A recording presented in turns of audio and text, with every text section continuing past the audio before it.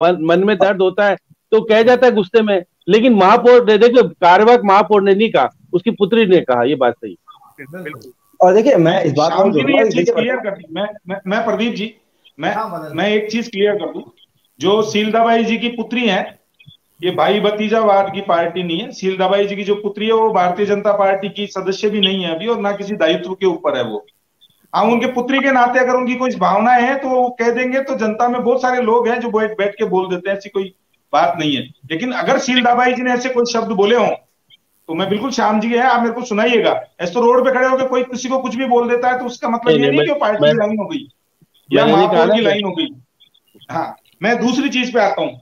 मेरे मित्र ने क्या, मैं पूरा जो पहली बार सुन नहीं पाया था, नेटवर्क की समस्या थी, जो कांग्रेस के प्रवक्ता ने बोला वो मैं सुन नहीं पाया। लेकिन मैं बार बार, इन्होंने एक शब्द का प्रयोग किया कि जो है सौम्या गुर्जर जी को क्यों हटाया गया।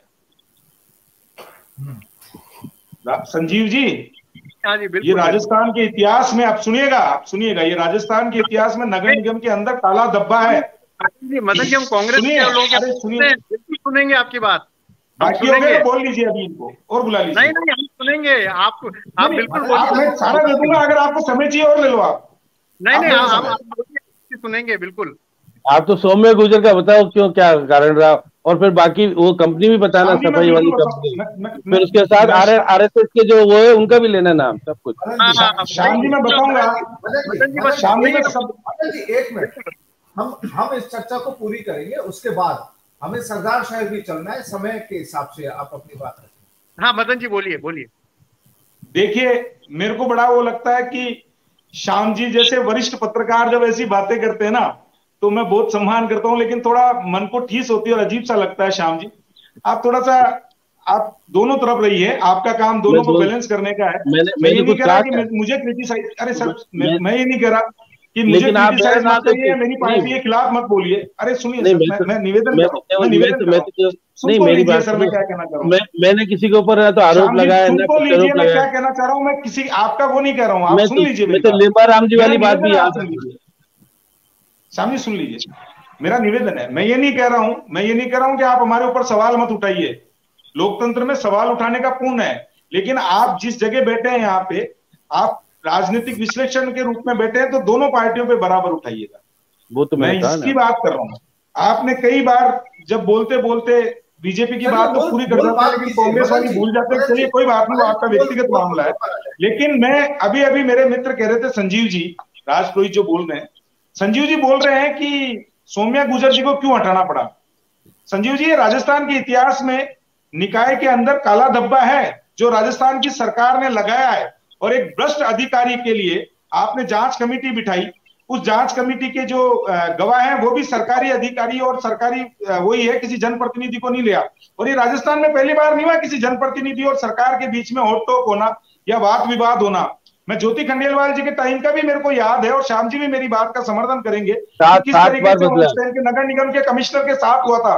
लेकिन सरकार भारतीय जनता पार्टी के होने के बाद में कभी इस तरीके की दखल अंदाजी, इस तरीके का एक्शन नहीं लिया गया। ये तो साजिशपूर्ण एक चुने हुए उसको हटाया। दूसरी, आप बार बार कह रहे सौम्या गुर्जर जी संवैधानिक तरीके से महापौर बनी थी सर, कोई वैसे नहीं बनाया, सारे पार्षदों के समर्थन से बनी है, और उन्होंने बात की। तीसरी बात इन्होंने कहा है कि हम विकास की गंगा चलाना चाहते हैं जयपुर नगर निगम के अंदर। बिल्कुल, आप विकास की गंगा चलाइए। विकास की गंगा चलाने के लिए आप हेरिटेज की बात क्यों भूल जाते हो। आज इतने नगर निगम की मेयर बनने के बाद मुनीष गुर्जर जी को पहले उन्होंने सभा ली थी, उसमें भी बिल्कुल तुगलकी फरमान के जैसे किसी पार्षद को सुना तक नहीं गया था, और सभा खत्म कर दी गई थी, सारे पास करवा लिए थे। बीजीजी कंपनी के लिए पूरे दोनों नगर निगम के अंदर हेरिटेज की बात कर रहा हूं मैं, कांग्रेस और भारतीय जनता पार्टी के पार्षदों ने एक स्वर से, एक मत से उसको निष्कासित करने के लिए प्रस्ताव पारित किया था। मुनीष गुर्जर जी ने उस प्रस्ताव को रोक दिया। तीसरी चीज, विकास की गंगा बहाई है, गंदी नालियों का ठेका आज तक हेरिटेज में नहीं हुआ है। हेरिटेज में आज तक समितियां नहीं बनी है, ना लाइट समिति ना चेयरमैन काम नहीं कर पाती है। कौन से विकास की बात कर रहे हो। महापौर आपका एक है ना, उतना ही टाइम सौम्या गुर्जर जी को हुआ था, उतना ही टाइम आपके हेरिटेज के मुनीष गुर्जर को हुआ था। ग्रेटर की 2 मीटिंग हो चुकी है, हेरिटेज की एक भी मीटिंग नहीं हुई है। हेरिटेज की समितियां नहीं बना पाए हो आप। काम का जो है वो विकेंद्रीकरण नहीं किया गया, एक तक ही सीमित है। आज आप जाके देखिए संजीव जी, जिस तरीके से परकोटे की जनता परेशान है, गंदगी से परेशान है, गंदी नालियों से परेशान है, मच्छरों से परेशान है, आप साफ सफाई से परेशान है, गटर का पानी रोडों पे आया हुआ रहता है, और आप यहाँ विकास की गंगा बहा रहे हो। तीसरी चीज इन्होंने कहा कि जननायक अशोक गहलोत जी ने, जननायक अशोक गहलोत जी ने जो किया है ना, अरे सुनिए संजीव जी, अभी तो सुनिए, के लिए आपको धन्यवाद है। आपके जननायक का जनाक मैं बताता हूं क्या है। आप कह रहे हो राजस्थान में विकास की गंगा बहाई है, विकास की गंगा में है ना, जो मैं बताऊं आपको, महिलाओं के दुष्कर्म के अंदर नंबर 1 है, महिलाओं पे अत्याचार पे नंबर 2 है, दलितों के अत्याचार पे नंबर 3 है, साइबर क्राइम में नंबर 1 है, बेरोजगारी में नंबर 2 है, बिजली के बढ़े हुए कीमतों के अंदर पूरे देश में नंबर 1 बिजली की कीमतें हैं, पेट्रोल डीजल का भाव राजस्थान में नंबर 1 है, और परीक्षाओं में पेपर लीक होने में राजस्थान नंबर 1 है। और उसके अलावा भी मैं आपको बता दूं, जिस तरीके से तुष्टीकरण की राजनीति में भी राजस्थान नंबर 1 है। आप तो नगर निगम पे आओ ना, गड़ा इसी राजस्थान में काटा जाता है। और जो विकास की गंगा बहा रहे हो ना, कुर्सी की वो बैठ के नगर निगम पे आओ ना, आप कहाँ जा रहे हो उधर? आप तो सौम्य गुजरवाला सो किससे से आ गया ना, विकास की शांति धारीवाल को, नया मेयर संवैधानिक शांति धारीवाल पे आरोप लगाओ, शांति धारीवाल पे आरोप लगाओ। श्याम जी मैं बताता हूँ, नगर निगम हमने इन्होंने असंवैधानिक तरीके से हटाया, संवैधानिक संस्था ने उसके ऊपर कोई आदेश दिया, हमने उस पर किसी तरीके का प्रश्न चिन्ह इनके जैसे संवैधानिक संस्थाओं पे खड़ा नहीं करते हैं, और संवैधानिक संस्थाओं का दुरुपयोग इन्होंने पूर्ण रूप से किया। अरे सुप्रीम कोर्ट जाके आ गए, तो सुप्रीम कोर्ट जाके आ गए, आप सुप्रीम कोर्ट जाके आ गए, की तरफ से बैठ गई है ना चैनल पे, कांग्रेस के प्रवक्ता को बुलाने की। मदन जी, आप सुप्रीम कोर्ट की बात कर लो ना, आप बोले नहीं देते हो, आप बोले नहीं देते हो, अरे सुप्रीम कोर्ट की बात भी तो करो, दोनों तरफ बोलिए, बोल रहा हूँ ना सुप्रीम कोर्ट की बात, आप हमारे को बोलने नहीं देते हो, तो सुप्रीम कोर्ट की बात भी तो करो। कांग्रेस के प्रवक्ता को टोका क्या आपने, हेरिटेज के लिए पूछा क्या, बोलने नहीं देते हो आप बोलते हो कि बीजेपी के पार्षदों से बात नहीं हो पाती, क्या काम है आपको बीजेपी के पार्षदों से, कांग्रेस के पार्षदों से आपकी बात हो रही है क्या? तो बहुमत बोलते हैं तो आप बोलने नहीं देते हो, आपको मना कर, आप मत करिए, आपको मना कर किया, मैंने तो कुछ कहा ही नहीं ना, मैं तो जो करूँ आप बात मैं जवाब दे रहा हूँ, आप बीच में इंटरप्ट कर रहे हो, मुख्यमंत्री को ला रहे हो, अरे मुख्यमंत्री को ला रहे हो आप, मुख्यमंत्री की जगह कौन है आप?